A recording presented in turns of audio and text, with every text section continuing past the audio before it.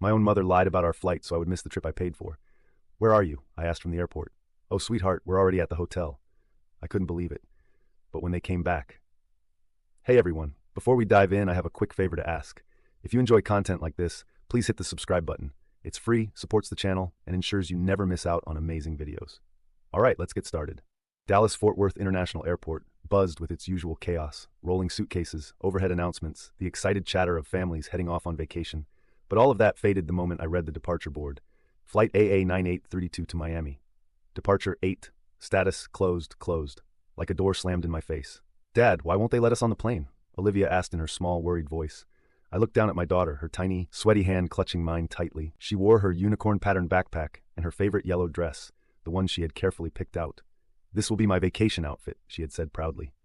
Now her big brown eyes glistened with tears. She was trying so hard to hold them back. I took a deep breath, trying to calm the hurricane of rage surging inside me. This couldn't be happening. I swiped across my phone screen and called my mother. She picked up after the second ring. "Jake!" she exclaimed, her voice dripping with fake sweetness. In the background I heard waves crashing, people chatting lazily, laughter, music. They were there, in Florida, without me, without Olivia. "Where are you?" I asked, my voice tense. "Oh, we just arrived at the hotel," she replied lightly, as if this wasn't ripping me apart. "Such a shame you didn't make it to the airport this morning." I blinked, stunned. "What are you talking about? You told me the flight was at 10. There was a brief pause, then a chuckle. "Oh, sweetheart, you must have misunderstood. We left at 8. My heart pounded furiously in my chest. I hadn't misunderstood. They had lied, on purpose. They had left me behind. I pulled up the family WhatsApp group, and there it was, a photo. My parents, my sister Emily, her son, playing in the sand, laughing like everything was fine, like I didn't exist. The fury settled deep inside me, a cold, sharp blade. "Mom, are you telling me you left me out of the trip that I paid for?" She sighed. "Don't be dramatic, Jake. We'll see you when we get back." I didn't think I hung up. I stood there in the middle of the airport, my phone still in my hand. People rushed past, rolling suitcases behind them, filled with excitement for their own trips, but all I felt was an empty pit in my stomach. "Dad," Olivia whispered. I looked down. My little girl stared up at me, her lips trembling, her tiny hands still holding mine. And that's when I realized something. They hadn't just done this to me. They had done this to Olivia.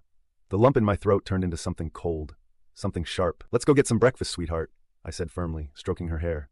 "And then we'll figure things out." But inside, something shifted. This was the last time they would make a fool out of me. We had breakfast at a diner near the airport. Olivia stirred her hot chocolate absent-mindedly, staring at the foam as it slowly disappeared. I barely touched my coffee. The anger kept me too wired to eat. "Dad," she finally murmured, her voice trembling. "Did they leave us because they don't love us?" I closed my eyes for a second. This is terrible. My daughter shouldn't have to carry this kind of pain. "No, sweetheart, it's not that," I said, forcing myself to smile. "Sometimes people do selfish things, but you and I, we're going to have our own vacation, just the two of us."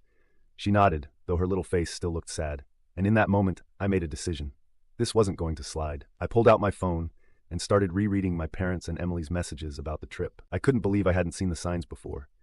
1 month ago. "Don't worry about a thing, sweetheart. We'll handle everything. Just send us the money. Are you sure? I can buy the tickets right now." No. Your dad has accumulated miles and Emily found an amazing deal on the hotel. It's better if we handle it. 2 weeks ago. Don't forget to send me Olivia's details for the tickets. You already have them. I sent them last week." "Oh, right. My bad, haha. 3 days ago." "What time is the flight exactly?" 10 a.m. "Don't worry, Lies. Selfish." I gripped my phone so hard my knuckles turned white. Olivia glanced at me from the corner of her eye, so I forced myself to take a deep breath and relax my shoulders. Then I saw it. Emily had been online a minute ago. Perfect. "Emily, why did you give us the wrong flight time?" I saw the 3 dots appear. "Don't be so dramatic, Jake. It was a misunderstanding." "Not a chance. Do you even realize what you've done to Olivia? Are you going to explain to her why her own family left her behind?" Silence.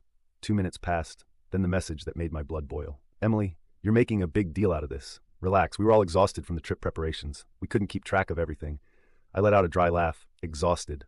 They were exhausted, and I had paid $7,500 for this trip.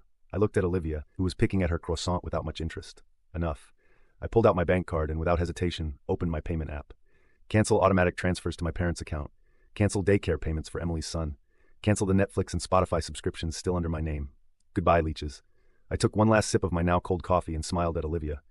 "How would you like to go to Six Flags this weekend?" Her eyes lit up instantly. "Really?" "Of course."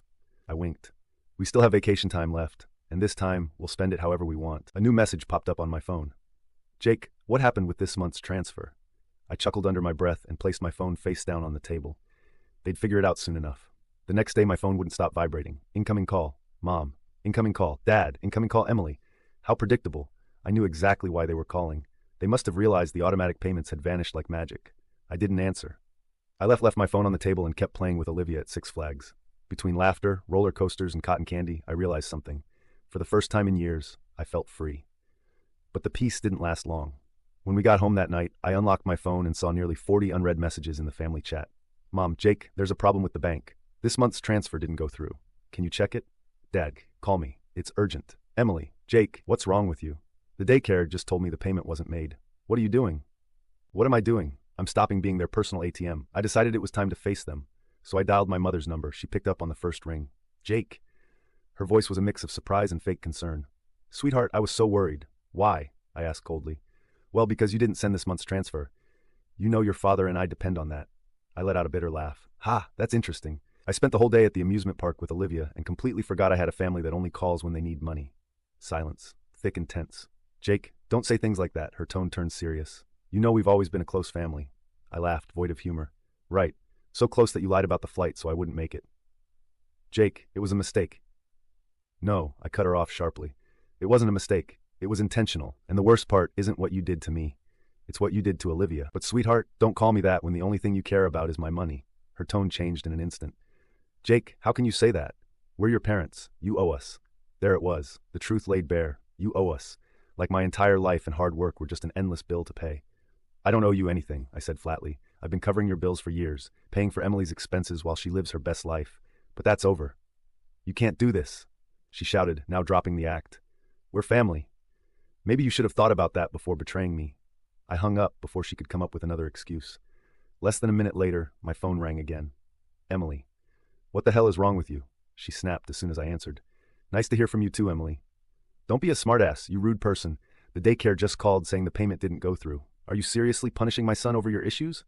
I rubbed my forehead, exhausted. It's not my responsibility to pay for your child's daycare. You've been doing it for years, she yelled. So yes, it is your responsibility. No, it was my choice to help, and now I'm choosing to stop. You can't do this to me. I'm not doing it to you. I'm doing it for me, because for the first time in years, I'm choosing myself. Silence on the other end, then her voice dripping with bitterness. You know what, Jake? You're an unbearable, selfish man. I smiled calmly. Glad you finally noticed, and I hung up. Minutes later, another call. I took a deep breath before answering. Jake, my father's voice was steady, measured, the same false authority he'd always used with me. Listen, I know you're upset, but you can't just abandon your family like this. Oh, but it was totally fine when you abandoned me by lying about the flight. That was a misunderstanding. No, it was a choice, just like my choice to stop supporting you. Jake, we're your parents, and I'm your son. Not your bank account. You can't do this, my father repeated, his tone growing more aggressive. If you abandon us now, we'll never forgive you. I laughed. Wow, and here I thought family was about unconditional love. He let out an angry huff. You're ungrateful. After everything we've done for you, don't make me laugh, Dad. I was only useful to you once I started making money. You always treated Emily differently, and we both know it. Silence, then a heavy sigh. Don't ever call us again. That's the best thing you've ever said to me. And I hung up. I powered off my phone and sank onto the couch. Olivia was fast asleep in her bed, completely unaware of the war that had just erupted. I stared at the ceiling, feeling something unfamiliar in my chest. Not guilt, not sadness, just peace. It was over, and for the first time in a long time, I was free. The morning after, the silence felt different, like the world was waiting for me to react. But I had no intention of exploding. Not anymore. I got up carefully, not wanting to wake Olivia, and headed to the kitchen. I needed coffee and a moment to think. As the coffee maker dripped steadily, I checked my phone. 27 missed calls, almost 40 unread messages in the family chat. Not a single "How are you, son?" Not a single "Is Olivia okay?" Just demands and complaints. Karen, Jake, there's a problem with this month's transfer. It didn't go through. Check your bank. Jake, call me. We need to talk. Emily, Jake, what on earth is wrong with you? The daycare just told me the payment didn't go through. Have you lost your mind? Lost my mind? No. For the first time in a long time, I was thinking clearly. The coffee maker beeped, pulling me from my thoughts. I poured a cup, and before I could even take a sip, another message popped up. Aunt Margaret. Jake, I just talked to your mother. She's hysterical.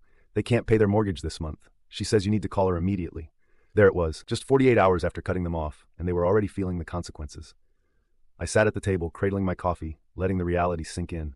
I had always given them everything, but who had been there for me when I needed help the most? The answer came in the form of a painful memory. 3 years ago. It was late at night. I sat in a hospital room, fluorescent lights flickering above me.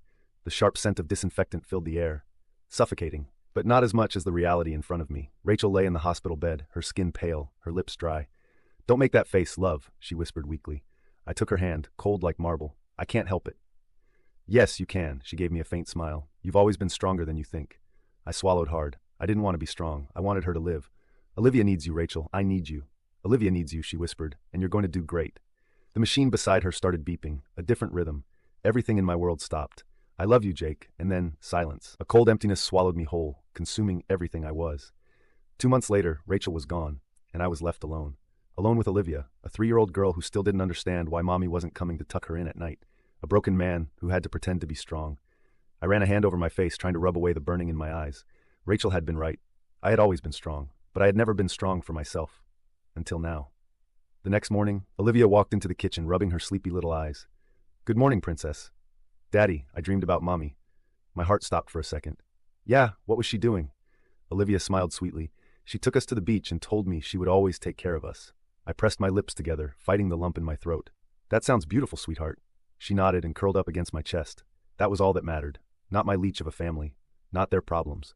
Just Olivia. Later that day, after taking Olivia out for a walk, I found them. My mother waiting outside my apartment. Beside her, my father, arms crossed, face set in a scowl. "Jake," my mother exclaimed, standing up quickly. "We need to talk." "We have nothing to talk about," I said coldly. I tried to walk past them, but my father stepped in front of me. "Don't be like this, son. We're your family." I stared at him. Once, his presence would have made me feel guilty, but not anymore. "Let me guess, you can't pay the mortgage, can you?" They exchanged uncomfortable glances. "Well, yes," my mother admitted. "But if you just let us explain." "I don't care." My father let out an irritated breath. "Jake, listen to me. If you turn your back on us now, don't expect us to be there when you need us." I laughed. My mother looked offended. "How can you say that after everything we did for you?" Silence. "Where were you when I had to work until dawn, then wake up 3 hours later to take care of Olivia on my own?" Silence. "Where were you when I was drowning, when I needed help, when Olivia asked about her mother and I didn't know what to say?" More silence. They shifted uncomfortably, at a loss for words. I looked at them with disdain. "Don't start preaching about family now. Family doesn't use their children as ATMs. I stepped toward the door and pulled it open. "Oh, and by the way," I turned to face my mother, "sell the new car. You don't need it." Her face fell. I shut the door firmly, and for the first time in years, I felt free. The aftermath. The silence in my apartment felt deeper after shutting the door in my parents' faces. I stood there for a few seconds, my hand still resting on the doorknob. No calls, no knocks, no last-ditch attempts to convince me. They knew they had lost. I took a deep breath and walked into the living room. Olivia sat on the couch hugging her teddy bear. She looked up at me with those big dark eyes, filled with that childlike curiosity that always disarmed me. "Was that Grandma?" she asked softly. I sat beside her, running a hand through her curly hair. "Yes, sweetheart." "Was she mad?" I smiled sadly. "A little." She tilted her head, thinking, "Why are they always mad at you?" My chest tightened. I didn't want her to grow up thinking her family had rejected her. But I also couldn't lie to her, because they think they have the right to my help, always. "But you did help them." "Yes." "Then why are they mad?" I sighed. "Because it was never enough." I pulled her into a hug and kissed the top of her head. "Don't worry about it, Olivia. We have each other, and that's all that matters." She nodded and buried her face in my chest. The collapse of my family.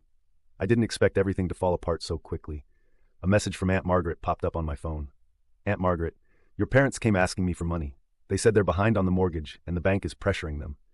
I smirked bitterly. That luxury car they bought 2 years ago, with my money, wasn't looking like such a great investment now, was it? A second message followed. "Emily, Jake, seriously, let's talk. This isn't funny anymore. The daycare gave me a deadline. If I don't pay by the end of the month, my son loses his spot." I read the message carefully and typed back 2 simple words. "Not my problem." 5 minutes later, another message. "Emily, you're a selfish man. I can't believe how cruel you are. We're family." I didn't reply. Family meant nothing when they only saw you as a walking bank account. Day 7 without my money. Jake, your father isn't doing well. The stress is affecting his heart. Please talk to him." I leaned back on the couch and stared at the message blankly. The guilt trip, the emotional blackmail, the same old tricks. But this time, I wasn't falling for it. If my father were truly sick, they would have called an ambulance, not me.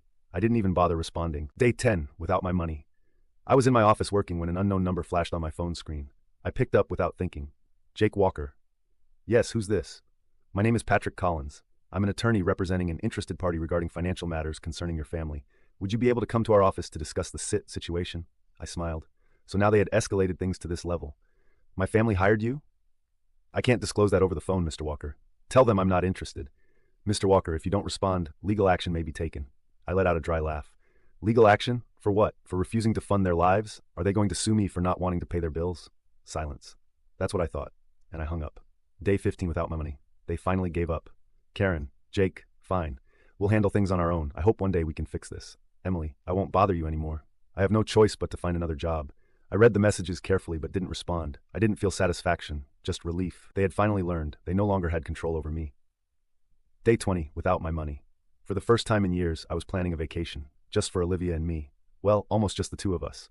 When we arrived at the airport, Jessica, Olivia's nanny, was with us. Hiring her was the best decision I had made in years. Raising Olivia alone had been a massive challenge. At first, I tried to handle everything. Work, the house, school, sleepless nights when she was sick, until one day my boss found me asleep at my desk and forced me to take a few days off. Jake, you need help, he said.